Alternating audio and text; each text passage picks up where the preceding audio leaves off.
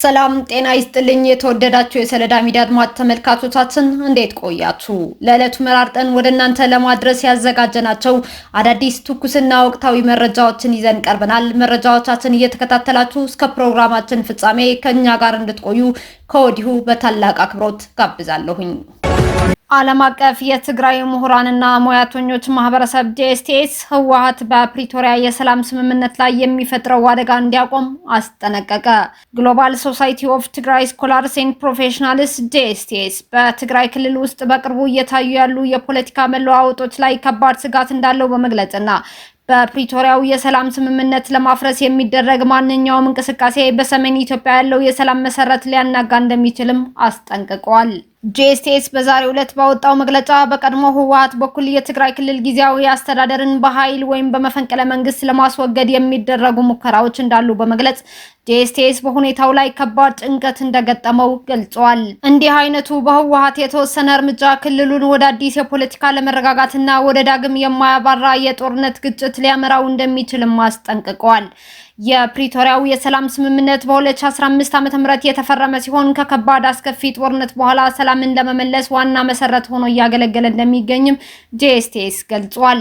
ጄኤስቲኤስ ህወሓት ኃይልን በመጠቀም ስልጣን ለመውሰድ የሚያደርጋቸው ሙከራዎችን በጽኑ ያወገዘ ሲሆን በተለይም የትግራይ ሰራዊትና የደህንነት ኃይሎች ለፖለቲካ ዓላማ እንደ ጦር መሳሪያ መጠቀምን በአጽንኦት ኮንኗል። ድርጅቱ በተጨማሪም እንደ አውሮፓ ህብረት፣ አፍሪካ ህብረት፣ ዩናይትድ ስቴትስ ኦፍ አሜሪካና ዩናይትድ ኪንግደም የመሳሰሉ ዓለም አቀፍ ተዋንያን በዲፕሎማሲ በኩል ጣልቃ እንዲገቡና ሁሉንም ወገኖች ወደ ውይይት እንዲያስቀምጡ ጥሪውን አቅርበዋል። ኦል ትግራይ ኮንፈረንስ የተባለ ስብሰባ ለማዘጋጀት እየተዘጋጀው መሆኑን የገለጸው ጄኤስቲኤስ ይህንንም ሁሉንም የትግራይ ተወላጆች አንድ ላይ በማምጣት ለሰላማዊ መፍትሄ መንገድ እንዲወስኑ እንደሚያግዝ ጠቁሟል። ጄኤስቲኤስ በመጨረሻም የፕሪቶሪያ ስምምነት ሙሉ ተግባራዊነት ለዘላቂ ሰላምና ለክልሉ መረጋጋት ትልቅ ዋጋ ከሚሰጣቸው መንገዶች መካከል አንዱ መሆኑን አስረድቷል። በመርህ ላይ የተመሰረተ ውሳኔ ሰጪነትን የተላበሰ አመራር መገንባት ያስፈልጋል ሲሉ ሌተናል ጀነራል ይልማ መርዳሳ ገለጹ። ግዙፍ ተልዕኮና ሀገራዊ ኃላፊነት በውጤታማነት ለመወጣት በስነ ምግባራዊ ጽናትና በመርህ ላይ የተመሰረተ ውሳኔ ሰጪነት የተላበሰ አመራር መገንባት አማራጭ የሌለው ጉዳይ መሆኑን የኢትዮጵያ አየር ኃይል ዋና አዛዥ ሌተናል ጀነራል ይልማ መርዳሳ ገልጸዋል። ሌተናል ጀነራል ይልማ መርዳሳ የተቋሙን ተልዕኮ የመፈጸም ብቃት ወደ ላቀ ደረጃ ለማሸጋገር የአሰራር ዘመናዊነትን የሚያረጋግጡ ስነ ምግባራዊ ውሳኔ አሰጣጥ ሂደቶችን መከተል ወሳኝ ሚና እንዳለውም ጠቅሰዋል። አየር ኃይል የሀገርን ዳር ድንበር ከመጠበቅ ባለፈ እጅግ ግዙፍ የሆነ የሀገርን ሀብትና ንብረት የሚያንቀሳቅስ ተቋም መሆኑን በማንሳት ይህንን ታላቅ ተቋም የሚመራ ማንኛውም መሪ የስነ ምግባር ልዕልናን በማረጋገጥ ለተቋማዊ ተልዕኮ በበላይነት ሊሰራ እንደሚገባ አሳስበዋል። ስልጠናውን የሰጡት ኮሎኔል ሽሻይ ተስፋሁን የአንድ ተቋም ውጤታማነት ታማኒነት የሚለካው አመራሩ የጥቅም ግጭቶችን አስቀድሞ በመለየትና በመርህ ላይ ተመስርቶ በሚሰጠው ትክክለኛ ውሳኔ መሆኑን አስረድተዋል። ማንኛውም ስነ ምግባራዊ ውሳኔ በተቋሙ ደንብና መመሪያ ላይ መመርኮዝ እንዳለበትም ሰፋ ያለ ትንተና ሰጥተዋል። ይህ በአየር ኃይል ስነ ምግባር ጸረ ሙስና ክትትል ዋና ክፍል የተዘጋጀው ስልጠና ተቋሙ ለ9 ዓመታት ያስመዘገበውን የጀግንነት ጉዞ በዘመናዊና በጠነከረ የስነ ምግባር መሰረት ላይ ለማስቀጠል ያለመ መሆኑ ተገልጿል። መረጃው የኢፌድሪ መከላከያ ሰራዊት ነው። ፌደራል ፖሊስ ከ100 ሚሊዮን ብር በላይ ግምት ያላቸው የኮንትሮባንድ እቃዎችን በቁጥጥር ስር አዋለ። የኢትዮጵያ ፌደራል ፖሊስ የወንጀል መከላከል ጠቅላይ መምሪያ የኮንትሮባንድና ድንበር ቁጥጥር ፖሊስ መምሪያ ከጉምሩክ ኮሚሽን ጋር በመቀናጀት ባከናወነው ኦፕሬሽን ባለፉት 20 ቀናት ከ100 ሚሊዮን ብር በላይ ግምት ያላቸው የኮንትሮባንድ እቃዎችን መያዙን አስታውቋል። የኮንትሮባንድና ድንበር ቁጥጥር ፖሊስ መምሪያ የሬጅመንት 4 አዛዥ ምክትል ኮማንደር ጀማል ደቀቦ እንደገለጹት ፖሊስ የሀገርን ሉዓላዊነት ከማስከበር ተልዕኮ ጎን ለጎን የሀገሪቱን ምጣኔ ሀብት የሚጎዳውን የኮንትሮባንድ ዝውውር ለመቆጣጠር በቁርጠኝነት እየሰራ ይገኛል ብለዋል። በሬጅመንት 4 የግዳጅ ቀጠና ውስጥ በሚገኙት በአዋሽና መተሐራ ኬላዎች ላይ ከህብረተሰቡ በደረሰ ጥቆማ መሰረት በተደረገ ጥብቅ ፍተሻና ክትትል ልዩ ልዩ መድኃኒቶች፣ የሺሻ እቃዎች፣ ሲጋራዎችና የተሽከርካሪ መለዋወጫዎች መያዛቸው አዛዡ ገልጸዋል።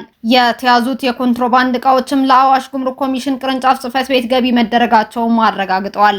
የኢትዮጵያ ፌዴራል ፖሊስ ህብረተሰቡ ማንኛውም የወንጀል ድርጊት ሲመለከት በኢኤፍፒ አፕ ማለትም የዜጎች ተሳትፎ መተግበሪያ፣ በ991 ነፃ የስልክ መስመር፣ በሰው አልባ የፖሊስ ጣቢያዎች ኤስፒኤስ ወይም በአቅራቢያው ለሚገኙ የጸጥታ አካላት በአካል ቀርቦ ጥቆማ በመስጠት ትብብሩን አጠናክሮ እንዲቀጥል ጥሪውን አቅርበዋል። በተለያዩ የኬንያ ግዛት ወጣቶች ሰሞኑን የጣለው ከባድ ዝናብ ባስከተለው ጎርፍና የመሬት መንሸራተት ቢያንስ 10 ሰዎች መሞታቸው የሀገሪቱ ፖሊስ አስታወቀ። በመሬት መንሸራተቱ ምክንያት መንገዶች ከጥቅም ውጪ በመሆናቸው የትራንስፖርት አገልግሎት መስተጓጎሉን ፖሊስ አክሏል። የኬንያ ቀይ መስቀል በማክሩ ኩዋኒንጋ ግዛት በአደጋው ደብዛቸው የጠፉ ሰዎች መኖራቸው ጠቅሶ ሕይወት የማዳን ስራዎች እየተከናወኑ መሆኑን አስታውቋል። የባህር ጠረፍ በሆነችው ኩዋለ በተባለች መንደርና በምስራቅ የሀገሪቱ ክፍል በምትገኘው ኪቱኢ በተባለች መንደር 2 ድልድዮች ፈርሰዋል ተብሏል።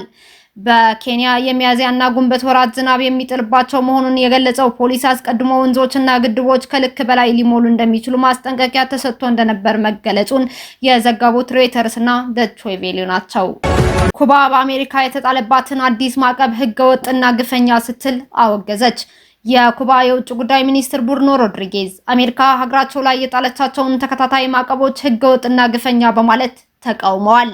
ፕሬዝዳንት ዶናልድ ትራምፕ የኩባ የኢነርጂ፣ የመከላከያ፣ የፋይናንስ ወይም የደህንነት ዘርፎች ባለስልጣናትን እንዲሁም የሰብአዊ መብት ጥሰት ወይም ሙስና ፈጽመዋል የተባሉ ግለሰቦችን ኢላማ ያደረገ ማዕቀብ የሚጥል ፕሬዝዳንታዊ ትዕዛዝ ትናንትና አርብ ዕለት ፈርመዋል።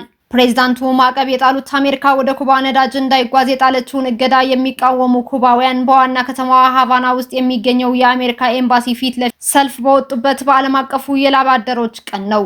የአሜሪካ እገዳ በመላ ሀገሪቱ የኃይል መቋረጥና የነዳጅ እጥረት እንዲፈጠር ምክንያትም ሆኗል። በደሴቷ ሀገር ላይ የሚከተሉትን የውጭ ጉዳይ ፖሊሲ የበለጠ እያጠበቁ ያሉት ትራምፕ የሀገሪቱን ኮሚኒስት መንግስት የመቀየር ፍላጎት እንዳላቸው አመልክተዋል። ትራምፕ ትናንትና አርብ ዕለት ከኩባ 145 ኪሎ ሜትር ርቀት ላይ በምትገኘው በፍሎሪዳ ግዛት ባደረጉት ንግግር አሜሪካ የካሪቢያን ደሴት ሀገሯን እንደምትቆጣጠር ተናግረዋል። ይህ እርምጃ በቅርቡ ሊፈጸም እንደሚችልም አመላክተዋል።